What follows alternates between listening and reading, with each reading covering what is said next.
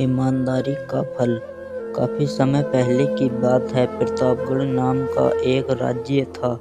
वहाँ का राजा बहुत अच्छा और ईमानदार था। राजा को एक सुख नहीं था, वो यह कि उसके कोई भी संतान नहीं थी और वह चाहता था कि अब वह राज्य के किसी योग्य बच्चे को गोद ले ताकि वह उसका उत्तराधिकारी बन सके और आगे की बागडोर को सुचारू रूप से चला सके। और इसी को देखते हुए राजा ने राज्य में घोषणा करवा दी कि सभी बच्चे राजमहल में एकत्रित हो जाएं। ऐसा ही हुआ। राजा ने सभी बच्चों को पौधे लगाने के लिए भिन्न भिन्न प्रकार के बीज दिए और कहा कि अब हम 6 महीने बाद मिलेंगे और देखेंगे कि किसका पौधा सबसे अच्छा होगा।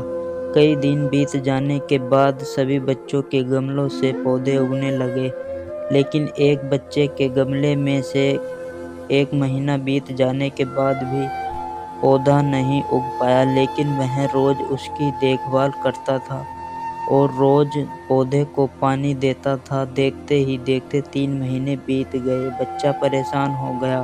तभी उसकी माँ ने कहा कि बेटा धैर्य रखो, कुछ बीजों को फलने में ज़्यादा वक्त लगता है। और वह पौधों को सींचता रहा।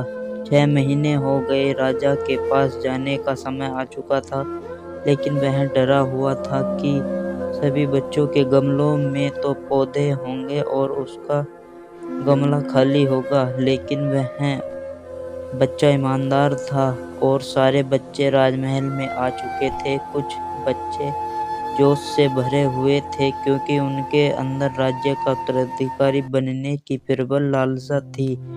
अब राजा ने आदेश दिया, सभी बच्चे अपने अपने गमले दिखाने लगे, मगर एक बच्चा सहमा हुआ था क्योंकि उसका गमला खाली था। तभी राजा की नज़र उस गमले पर पड़ी। उसने पूछा, तुम्हारा गमला तो खाली है? तो उसने कहा, लेकिन मैंने इस गमले की 6 महीने तक देखभाल की है।